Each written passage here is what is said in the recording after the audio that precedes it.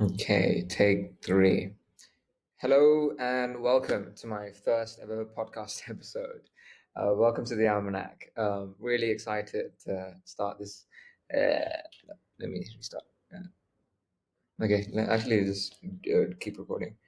Um, hello and mm, hello and why am I using my hands? Hello and welcome to my first ever podcast episode. Welcome to the Almanac. My guest today is my friend Nityesh Agrawal. Nityesh is a podcaster, blogger, entrepreneur, and consultant. Expect to learn everything about podcasting, advice for beginners, things to do, things not to do, and his journey and much, much more. And I'm warning you now that there's going to be a lot of mistakes in this podcast. There's going to be a lot of ums and ahs and all sorts of things I cringe about, but it's okay. I'm really thrilled to have started on this journey. And if you see this and you like this, give me feedback. Don't like it, just give me feedback. And yeah, I really appreciate it and enjoy.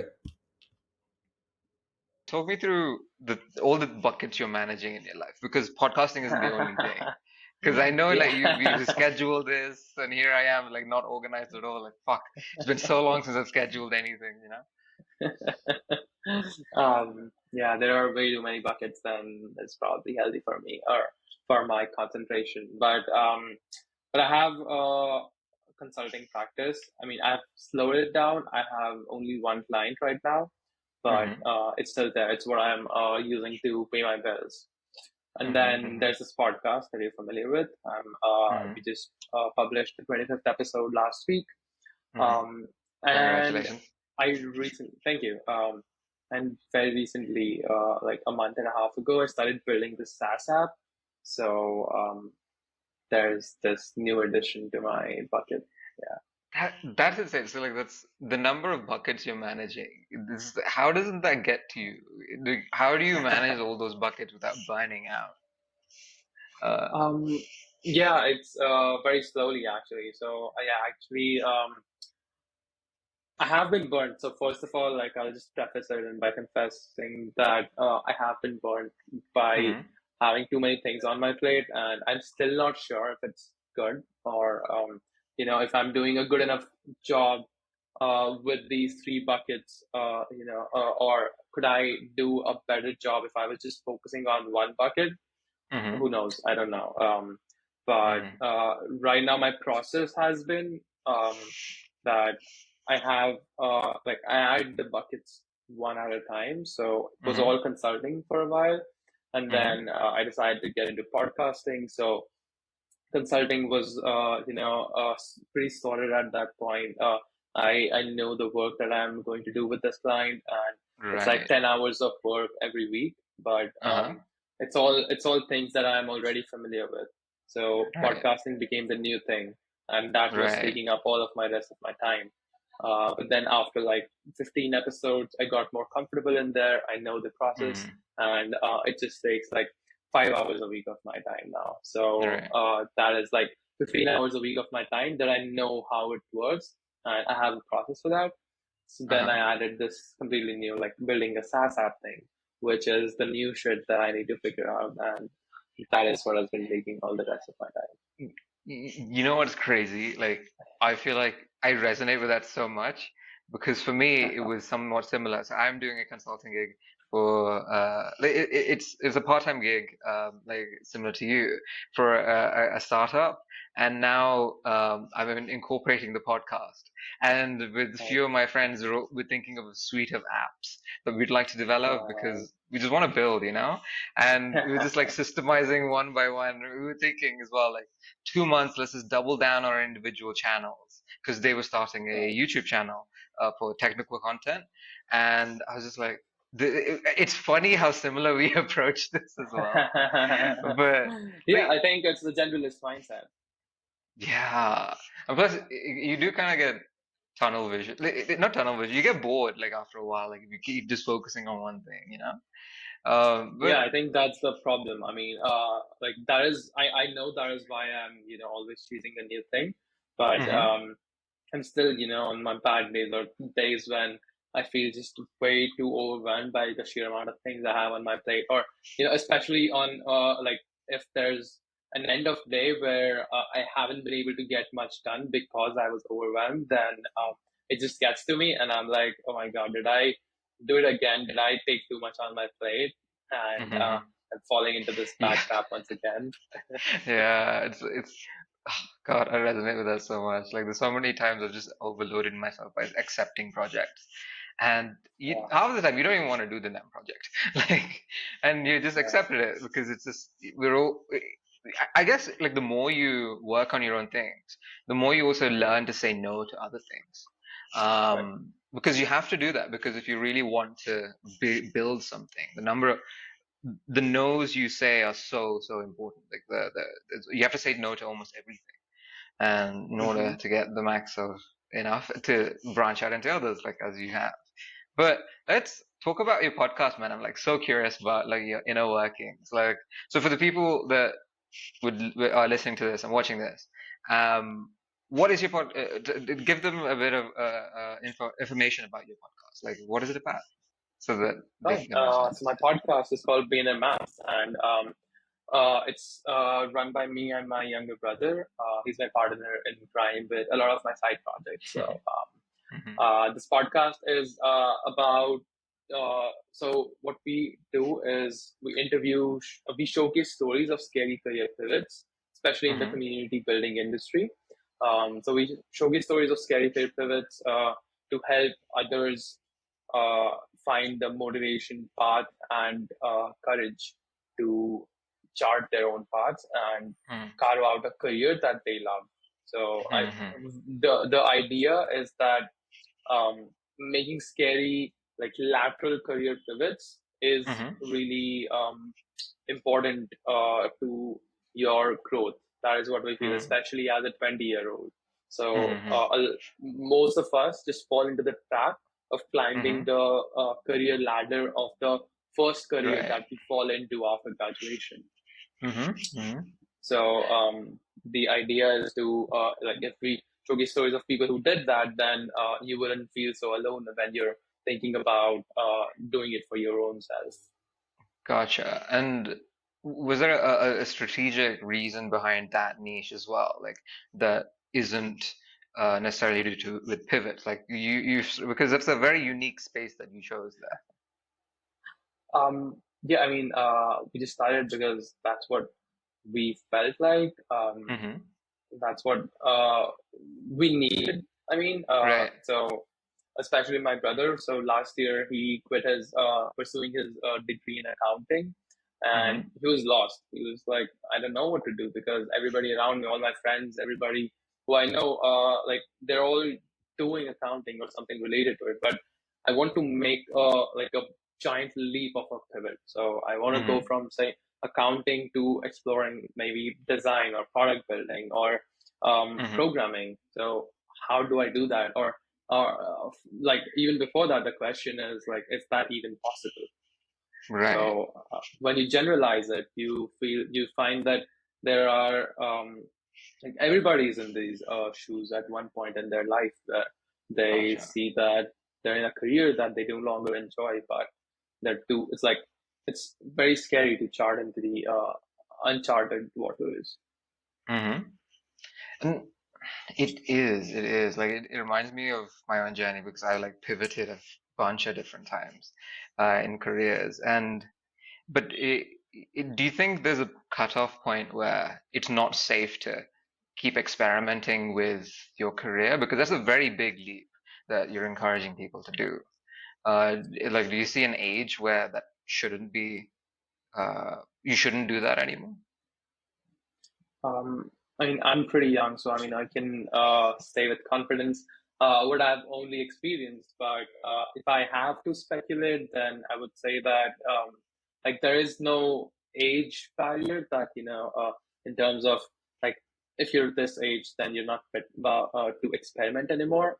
But Hmm. there may be financial constraints on you. So with age, if you have more financial responsibilities, if you have like if you have to raise a family or something, then making these career pivots maybe just too risky for the well-being of you and your family. So maybe that is where you need to think about whether you should actually make these pivots or not. But apart from that, I think anybody can do it. Yeah, absolutely agree as well. Like the more responsibility that you have on your shoulders, and the older you get, your risk capacity lowers. Whereas now we can, and we should, because you learn the maximum amount for that. And I can also see a good use case for, by virtue of you changing and pivoting careers, the more skill sets you add into your career, which also make you more valuable. So initially it's gonna suck because your salary goes down, but like if you do that 3, 4 times, then suddenly, whoa, this person could manage people, or this person is perfectly qualified for a very unique niche because you've done a few different things, and then you can bring it all together into a very unique niche that's also suited to how you want to live and what work you want to do and what you're passionate about. Like, and as it's funny. It reminds me of the book of Cal Newport mentioned this in his book, So Good They Can't Ignore You. Like he mentions Hmm. this specific thing where experimenting with different types of careers and projects, and then eventually you would develop such a unique skill set that is just resonates with the masses. And but how are you finding these people? Like that's a very like that niche. Like how are you finding people within that niche? Like what does your lead generation process look like? Yeah, good question.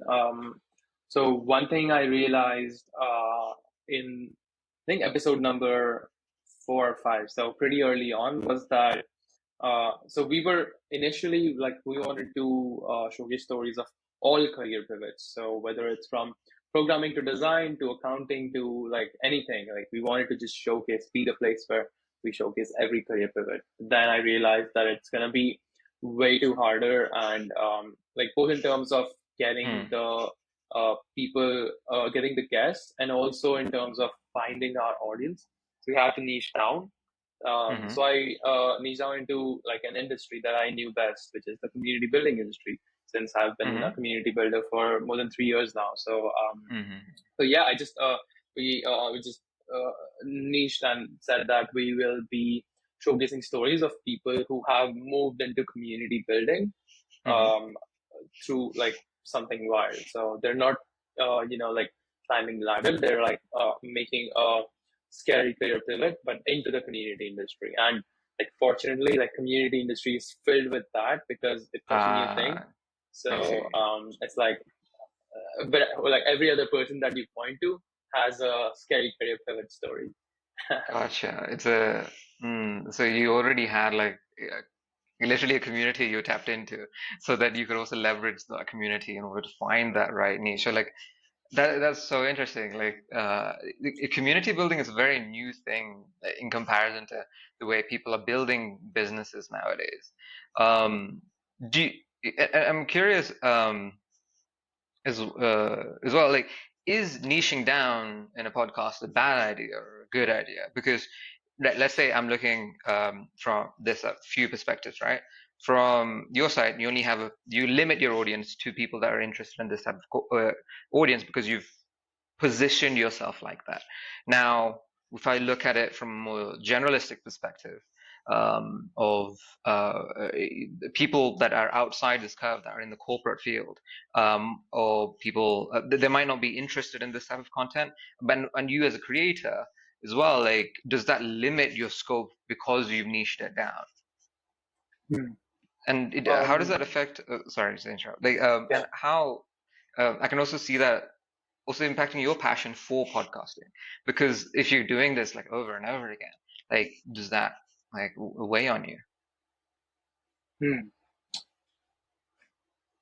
So again, I will just caveat this, like, let me just put this preface for the rest of this episode that whatever advice I give as a person who is pre-success. So, Hmm. like everything that I'm saying, like it Yeah. probably there's like more chances of it not being true and not working than there is of it being true because I haven't yet found my success in podcasting as we or with any of the other things that I'm doing. So, Hmm. now, to answer your question about the benefits of niching down, or actually, is it even worth it? I think it's the like niching down as a concept is it's not just like it's not podcast related. It's actually more like life related. Like Mm-hmm. when you're starting out, like maybe you're starting a new business, then one of the best things that you can do that people say that you should do is to not try to market it to everyone, but try to Mm-hmm. market it to like your like 100 users, like 100 true fans, 1,000 true Mm-hmm. fans. Um, it's just a general advice that that is supposed to be true for all internet products, whether it is podcasting, online courses, a SaaS product, anything you can imagine. So that's why I feel that it has to be true in podcasting as well.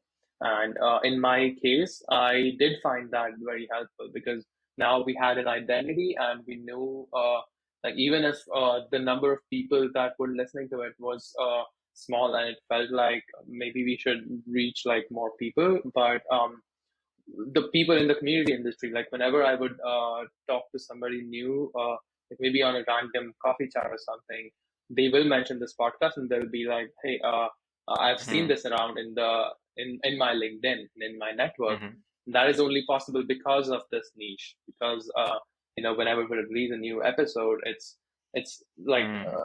it's probably going to show up in their LinkedIn feed, and they're like, "Oh, hey, this person has released another episode, and another one." And Yeah. that is where you see the benefits. Yeah. And to answer your second question, which was that does it weigh down on you? For me, I think we were just discussing like at the beginning of the episode that how I cannot, stick to one thing, and I have this uh, love for just going into the new and next shiny thing. So it is honestly like a little difficult for me to keep my head in one niche, and Mm-hmm. I am currently thinking about like actively exploring a new niche for the podcast. Thinking Mm-hmm. about interviewing like another the next 25 episodes with people who have started their development journey, become a Rails Ruby on Rails developer to be specific after making Mm-hmm. a scary career pivot. So yeah, there was a long answer, but Nah, yes, I am always thinking about changing my niches. Not sure if that's it's good for good because or for bad. you're gonna grow as a result of that, and plus you're not just sticking to the status quo of like, oh, I have to stick to a niche and I can't change because that way you're not gonna get the results you're looking for, right? You have to experiment. Yeah. I And mean, yeah, exactly. I just remind myself that the reason why I'm doing it is because I want to do things that feel fun to me. And exactly. that is the first thing. Like that is the whole point of doing a side project. It's like you're Hmm. saying that you want to chart your own path, and that's because you want to do like you want to do something different from the status quo. So Hmm. if like you I feel that I am extra mindful of not being trapped by my own creation. Hmm. So yeah, I do not want to make something that becomes a chore for me to run.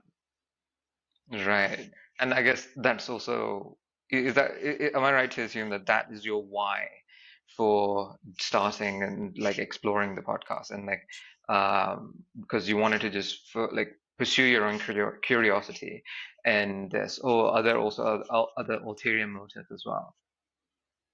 Um, I think that sums up my motivation. Although like it was at the time, I did not think it in these terms. At the time, it was just something cool Hmm. that I've always heard. I've been listening to podcasts for 5 years now, and just Hmm. they have changed my life so much. So Hmm. like I just had a little bit of courage, and I was like, can I do it? And it was this uncertain thing, and I just wanted to go in there. So that's why I Hmm. started essentially. Man, that's so cool. Like, and w I'm curious, like, now from a listener, you've gained so much from it. Now, as a podcaster, what have you gained from podcasting that has stuck out to you, and what have you learned? Like, what are your lessons, man? Yeah, a lot. I mean, first thing is, I never considered myself an extrovert. I'm still not. And Never say never. I I have always been nervous about speaking to other people or strangers, even on Zoom calls like this one. The only reason why I'm able to be on this podcast and not sound totally stupid is because of the podcast. Because I've had a lot of practice over the last 6 months talking to Yeah. strangers and engaging them in conversations for hours at an end. So Mm-hmm. that will be the number one thing that I gained from the podcast. I Mm-hmm. mean, just the practice of being engaged, like in a conversation. So, Mm-hmm. so okay, what happens is when you're, I mean, I think like you, I don't know how you're doing it, but what happened with me for the first few episodes was as the guest was giving an answer, I would scroll the window into my show notes, and I was always thinking about the next question and looking at the time Mm-hmm. and thinking, what should be my answer to this question? While the guest was still giving their answer. How can I be smart over here? Yeah. And all of these questions. And what they did was um, they prevented me from being present in the moment. And Mm-hmm. that is what you learn, what I learned from publishing these, like all of these episodes, like having having the attention for a long, like for engaging in a long conversation. Right. So, to sort of sum that up and correct me if I'm wrong. So your social intelligence increased and your conversational intelligence, especially, which is so key to being a human. And in so doing, like you're more present with people, and that's also enriching your other relationships as well, I'm sure. And Yeah, I hope so.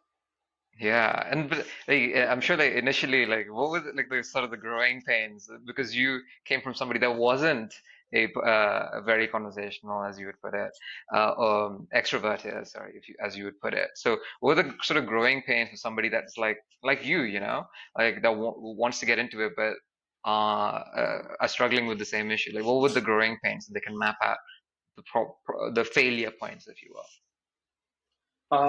Exactly what I just said. So, you would like when in a podcast, like you prepare some questions to ask the guest, and as you go down the list, like Mm-hmm. the conversation, in order for it to feel natural, it cannot be just a simple Q&A. Like I'm saying a question, the guest is responding with an answer, I'm going on to the next Mm-hmm. question. That feels Right. way too robotic, and that is Gotcha. not good to listen or to be, recording both for the guest or for you. So it Mm-hmm. has to be a very organic conversation process. Mm-hmm. That is what was lacking in the first few episodes. Mm-hmm. Okay, so like I was like, okay, I see like the overthinking aspect of it was sort of accelerated to an obscene degree. And let's say like in those stages, like I'm sure you must have encountered like awkward silences or the issues like with conversation in general. Like, how did you deal with like those? If you remember any scenarios that come into mind, like awkward silences or angry guests, like do you remember any scenarios and how of you being awkward as a podcast and as someone just like trying to talk to that person, like, and how did you manage that? Um, Fortunately, I've never had an angry guest, Ah, and amazing. I have I've not had much of awkward silences. I mean, Hmm. the one time that I did have it, I will not be naming the episode of the guest, but there was a time when it did happen, and I was completely lost. I honestly did not know what to do, so Hmm. I just kept rolling. I went on. I since I prepared like show notes. which Mm. has like a lot of questions. So I've learned that it's better to have more questions than you can cover in an episode than to have less questions and be left scrambling for talking points towards the end Right. of the recording. So Mm-hmm. like I always try to make sure that there's a surplus of questions that I can ask the guest. Okay. Then that allows me a good segue into also how do you prepare for podcasts? Like, what was that preparation process like for you to interview that guest? Um, yes, one thing that I have I discovered that was absolutely essential for having a good interview was to have a pre-interview. So the episode that I would record, they were almost 90 minutes in size, and Mm-hmm. before every episode, like as soon as the guest would confirm that they will be willing to appear on the episode, like we will send them a request for a pre-interview and book a 30-minute call on the calendar where we just get to learn more about their story and tell them about what we're trying to do with the podcast. And like it was Mm. that 30 minutes of the interview was us brainstorming together what we should be talking about on the episode to Mm-hmm. make it really good, really high value episode for the listeners.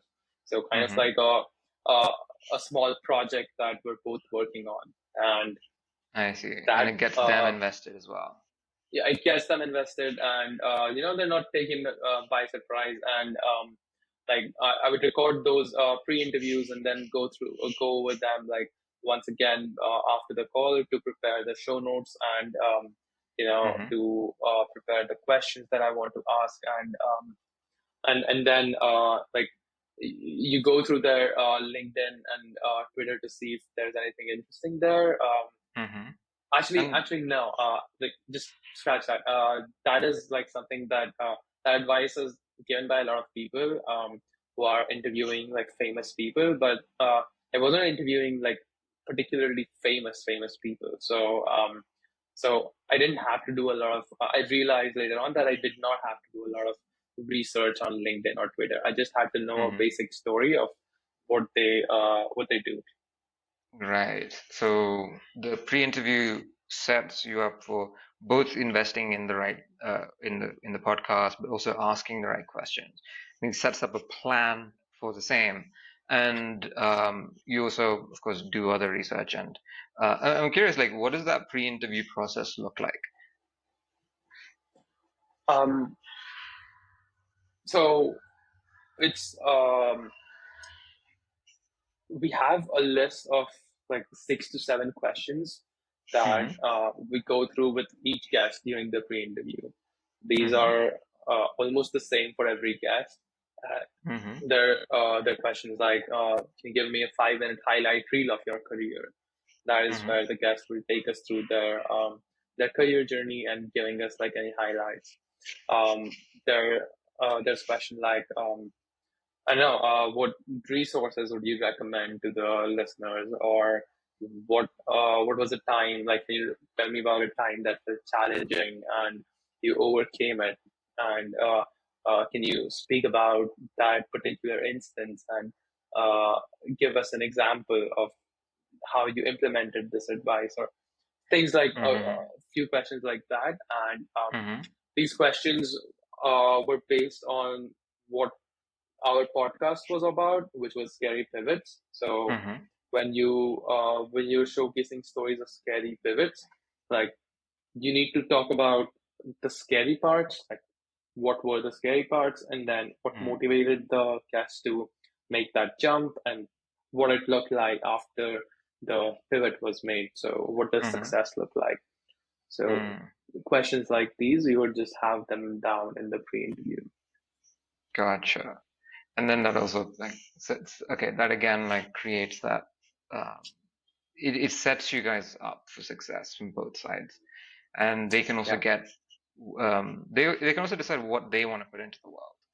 And like, how did you learn these? Like, what was the sort of how did you learn that trick of? Where did you learn the trick of pre-interviews, and where are the sort of your favorite instructional resources on this topic? Yeah, I have a Bible for this. It's called "Stop Asking Questions" by Andrew Hmm. Warner. Yeah.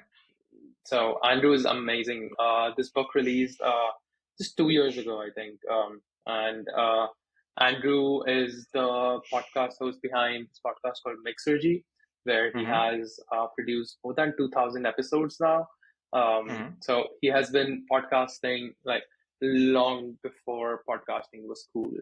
So Hmm. he has interviewed every business person that you can think of. And so in this book, he does a phenomenal job of making podcasting so much less scarier and so much Hmm. more approachable by anybody. Hmm. Um, and that is where he has like he lists down a lot of tactics from these Hmm. this pre-interview thing to many more tactics around taking control of a conversation when it's Hmm. not going your direction, or asking follow-up Hmm. questions, good follow-up Hmm. questions, and yeah, and just a lot of other like really practical tactical tips. I see. So he's your go-to resource. And have you noticed any, come across any really great hacks that saved you a lot of time or just added an incredible amount of value to how you approach podcasting? Um, Other than this book. Um,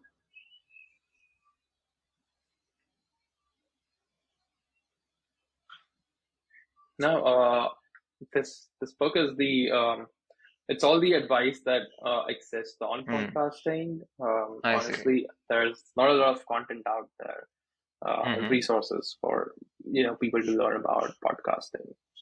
Gotcha. Yeah, like on this topic as well, like I found that book incredibly useful. I'm like halfway through it now, and Oh, you're it's reading it this is book?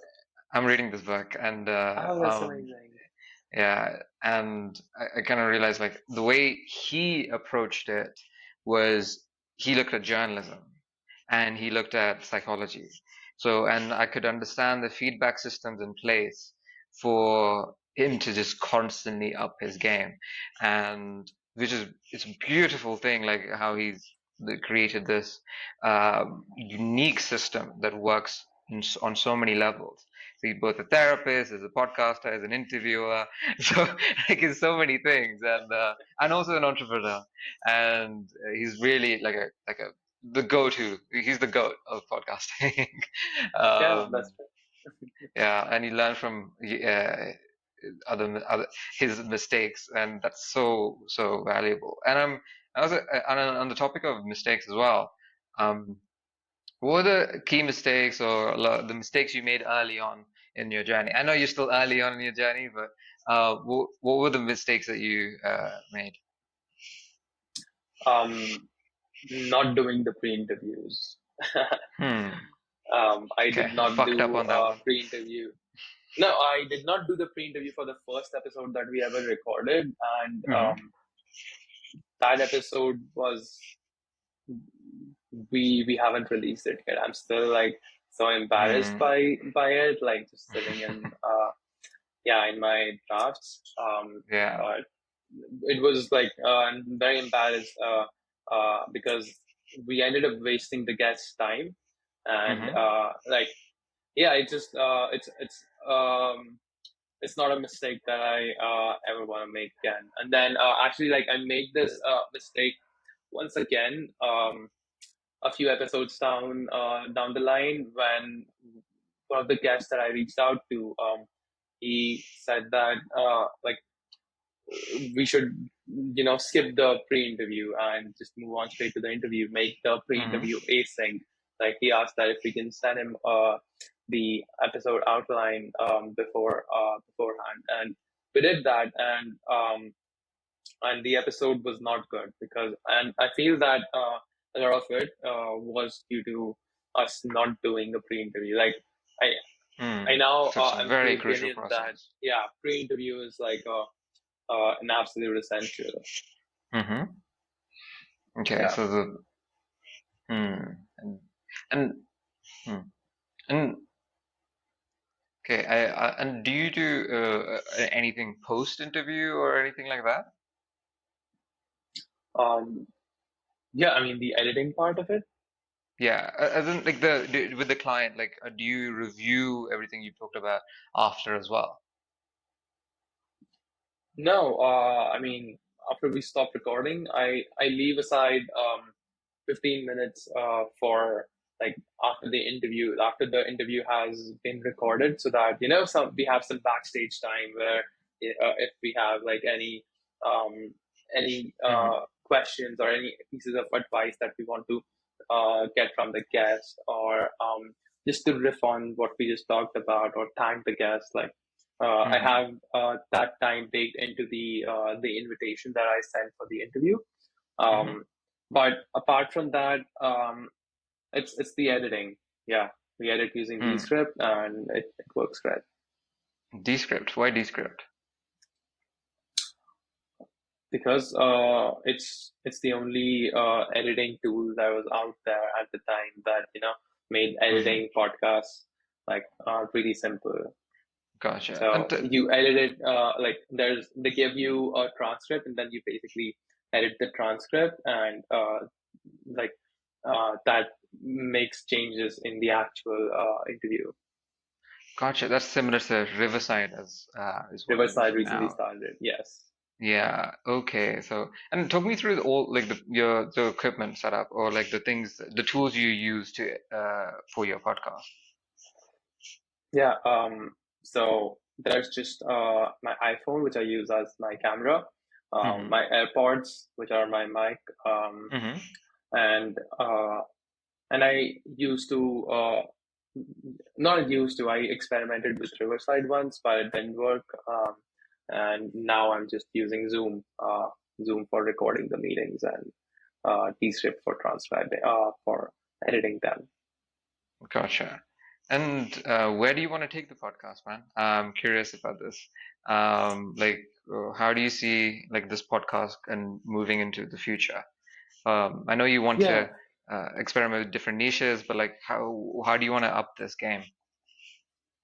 yeah, that's a good question. I have been, going back and forth on this, and my current thinking.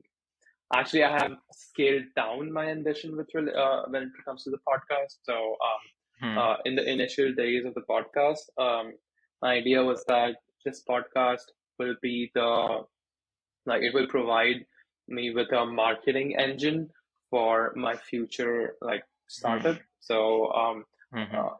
you have an audience ready and great content. So then like you can build anything on top of it, and that will be like my competitive advantage. But since then, like I have realized that it's incredibly difficult to actually build an audience, and it Hmm. may not be something that may not be a challenge that I'm especially like interested to solve. So, Hmm.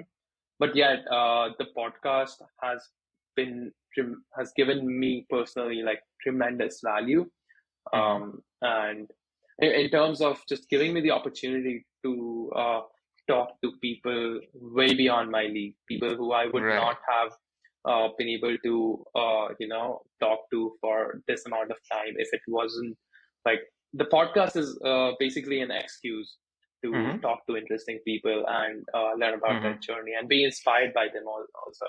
So Yeah. so my ambition with the podcast right now is to just talk to really interesting people, because it gives me an excuse to talk to them, and Hmm. maybe it helps like a few people when I reshare my conversation. But Yeah. that is all I want to do with it as of this moment. Fair enough. Like you choose your battles, and if you're not inclined, then don't do it. I feel like not enough people like say no once they're in the track. They're like, I can't change from this. But it's great that you are. I fully support that decision as well. And I'm very curious as well. Like, um, where do you see the difficulty in building audiences, as you would put it? I'm very curious about why you think that's such a difficult challenge. Hmm. Um, so first of all, like podcast by itself is not a medium that attracts like millions of uh, people in Mm-hmm. audiences. So for example, what I want to say is even the top 1% podcast out there is getting like 10,000 downloads a month. So essentially, like if 10,000 people listen to your podcast, like if you release 4 episodes a month and a total of 10,000 people listen to that episode, then Mm-hmm. you are in the top 1% of all podcasts out there, maybe Mm-hmm. the top 0.1%. Mm-hmm. So, and then like the top like 10 podcasts, they get somewhere in like a million to a few million downloads a month. Now, that sounds a lot, but when you compare it with other forms of building an audience, let's say through writing a newsletter or writing articles on your blog, or Mm-hmm. maybe I don't know, maybe like building a SaaS tool and having people Mm-hmm. use it. So Right. when you compare it with these ways, like it's way less scalable, because and like the reason why it is less scalable is because it takes a lot of time for people to listen to every episode. So Mm-hmm. like if an episode is an hour long, then how many people actually have 1 hour per week to just listen to an episode? Okay. So, okay, I see what you mean. Like, so, so the fundamental assumption is that we're focusing purely on the listening podcasts and not necessarily video podcasts, but they don't get enough reach, and because of the length of them as well, it's hard to scale that up to a sizable enough audience.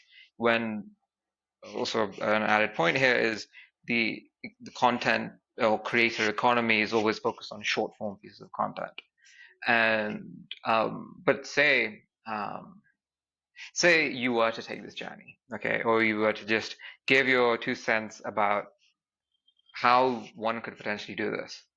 Me, um, Yeah, what would you tell that person if they were trying to achieve that? Like, what advice would you yeah, give them? yeah. I think it's absolutely possible, like to build an audience using podcasts. So podcast by itself is not what will get you there, but I found that podcast is like probably the best content generation engine out there. So what I Mm-hmm. mean by that is it's so easy to get say you have a 1 hour podcast and you record, and including all the overhead about scheduling and pre-interviews, the time that it takes to release a 1 hour podcast is maybe 3 hours. Or if you Mm. include the editing, and you're good at editing, you're using these modern tools, maybe it's 5 hours in total. Mm-hmm. So in 5 hours, you're able to get like content that is a very like it's unstructured, but there's like gold inside it. So you have Mm-hmm. to then take the time to carve it out and polish it up. So what I mean by that is you should the audience building opportunity then is in the clips that you can create from this Mm-hmm. conversation. Mm-hmm. Uh, giving people, giving your listeners, giving your audience a more digestible way to consume the value that the valuable advice or the tips that you have talked about in this conversation. So Mm-hmm. it can be through short clips. It can be through writing articles by reusing things that you have spoken about on the podcast, or it can be through just you know extracting tweets out of them. Like uh, Mm. having one podcast can just I feel like it can just power your entire content marketing funnel, from Right. YouTube clips, TikTok clips, like Mm. whatever clips, to Yeah. tweets, to blog, everything. Yeah. Yeah. And you also touch upon a point is that that's my take as well. And my 2 cents on it is this: if you can really have a great conversation with somebody, you can chop that up into a million pieces, and you can create reels out of it. You can create tweets out of it. You can create YouTube clips out of it, as all the bigger podcasters do, like Lex Friedman, Chris Williamson, Joe Rogan. Less so now because he sold it to Spotify. Yeah. Um, Mm-hmm. but I completely agree, and it means that the initial piece has to be executed seamlessly, and that there is a lot of difficulty in that, but there's also great value in that True. as well. And if you focus on other content market, if you focus on the nature of virality and what makes up virality, you also develop the right questions, and the more you sort of you read the playbooks on building audiences from other people that have done it, and then you just take it in and then incorporate it into podcasts. And that's my take on it as well. Yes, and I think that all of those pieces of advice actually applies beautifully to podcasting, because the main challenge that I found with creating content and building an audience is the process of generating ideas. Because every day you're like, what should I tweet now? What should I like? What should Mhm, be the topic of my reel today? And how do I fill up my week with interesting content? And what I found that is that it's better to have an editing problem than it is to have an ideating problem. mhm, So when you have a podcast, like, the problem that you have is you now need to edit that podcast and create like those clips from this content that you already have. mhm, But if you do not have a podcast, then you have an ideating problem where you need to be generating new ideas every so often to mhm. create good content, and that is a more difficult problem to solve. Right. So if the initial inception, that same advice actually goes on to a lot of startups. Is if the initial idea is terrible and the problem should not be solved and the company shouldn't exist, it's probably you should probably not do it. And the editing problem is a better one, because if you have a goal, you can just edit into Yeah, other smaller clips, as you would put it. true. And that's a way better problem to have, of course. And I'm curious now, like, what do you think is your 80/20 rule of podcasting? Hmm. Um, Definitely the work that goes into finding the guest. So Mm, if you it it's not even like 20% of the work. It's barely like 5% of the work, finding a guest, finding the right guest and reaching out to them. But if mm, you're able to do that, you're up for success. mm, And then if you're able to um, get the guest that you have on the podcast, when you're so this one is our post production. So if you're able to get the guest to post and reshare the podcast with their own audiences, that's a win as well. mm, Then if you're able to chop it up into like good number of clips, then where it just generates interest and gets you listeners. That is the 20% that can get you. If you get these 20% of things right, then you wouldn't have to worry about the rest. I see. And I know in your own lead generation process, of you getting guests on board, you leverage the communities that you tapped into. Now, do you have any Mm-hmm. advice for somebody that is trying to reach a broader audience, or just for lead generation in general?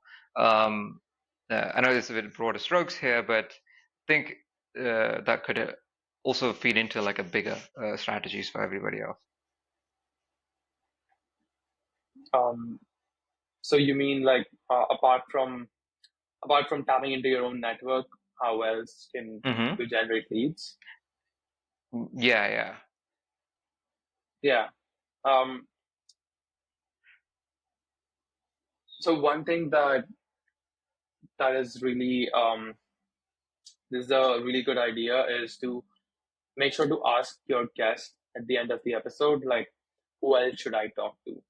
And tap into their network, basically. Hmm. That's a Yeah, great question to ask, actually, because suddenly it reminds me of this quote. God, probably gonna butcher this, but you're like 3 or 4 people away from everybody in the world, um, exactly. and which is Yeah. ridiculous. That's how interconnected we are, and we don't realize it. We're stuck in our rooms, like, yeah. Totally, yeah.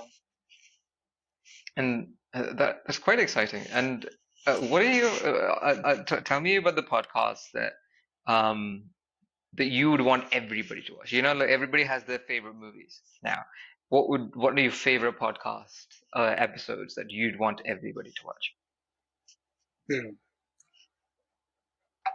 I haven't thought about this, like, you know, my favorite, absolute favorite, but I guess I can answer, an honest answer would be to just speak about the episode that just came to my mind when you asked me this question, Mm-hmm. which is there's this podcast called How I Built This, and Mm. they interviewed Casey Neistat, the YouTuber, on their Mm-hmm. podcast. That episode is just amazing. It's Mm-hmm. like Casey Neistat has a crazy life story, and Mm-hmm. Guy Raz, the host, does such an amazing job of capturing that story in the podcast. Mm-hmm. It's like a movie, like that Mm-hmm. whole podcast, that whole episode. Mm. So yeah, definitely check that episode out. Gotcha. Any other ones that pop into mind? But that one. Hmm.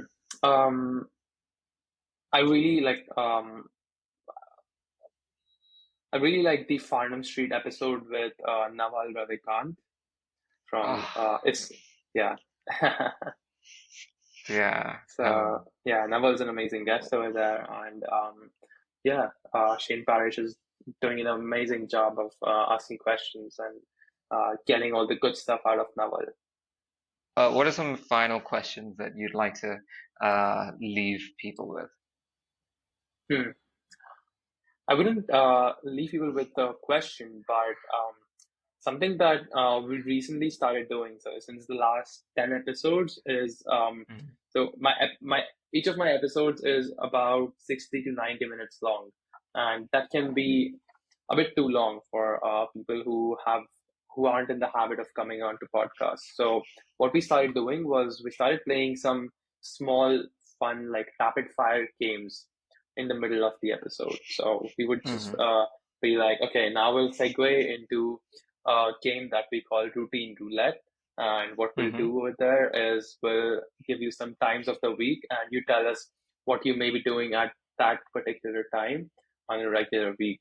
And this Mm. will give us an idea of what a typical week of yours looks like. And then we'll, Mm. suggest some random times, like it's 8 p.m. on a Wednesday evening. What are Mm. you typically doing? And, just Right. some random times from the week like that. And Mm-hmm. every guest that we've played this game with has been like, wow, this was fun. And Mm-hmm. this was, they make it a point to mention this at the end of the podcast that, yeah, that those games that we played, they helped in breaking the conversation up a little bit and making Right. it more fun. Everybody loves them. So that Okay. So is, it's that is your also, go-to icebreaker. yeah, it's not even an icebreaker, more like uh giving the podcast guest like a little break in the middle of the episode. Mm-hmm. Yeah, it does give a breather. Hmm. Speaking Yeah. of, would you like a breather? I'm all good. Man, and I think that wraps up pretty much all the questions I've had. And I'm like so happy that you've come on board, and really glad I talked to you, man. It also clears up a lot of doubts in my own head, and also gives me some practice for what the episodes to come as well. So, as a fellow like podcaster in arms, it it it, it, uh, it resonates with me like quite a bit. And that wraps up my first ever podcast episode. You can find Nityesh in the show notes below. And if you have any feedback, I know there's lots of room for improvement. Leave them in the comments and consider subscribing.